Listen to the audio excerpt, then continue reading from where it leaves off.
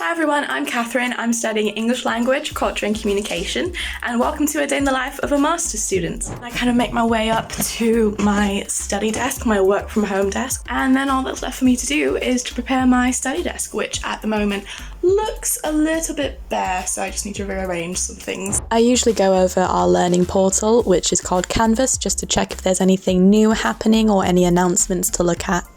And then what I tend to do at the beginning of the day is to just write the big three, which is my to-do list. I just like to set myself 3 things to do so that it's manageable and it's also not committing myself to too much. So I've now got all the tabs open that I need to continue working on my dissertation.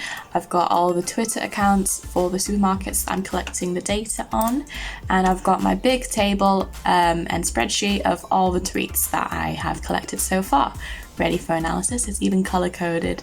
So what you're seeing is essentially the sped up process of my data collection, or a part of it for my dissertation anyway.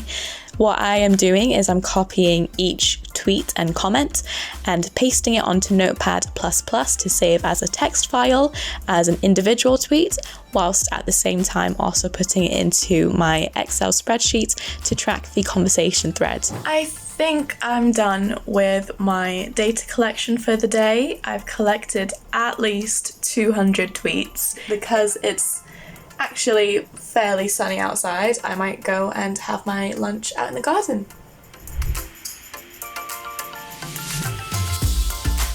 But something I do need to do actually is practice for an interview that I have tomorrow. Using all the advice that I've been given from the Careers Network at the university, I'm going to try and come up with some notes and some basic competency answers to have prepared.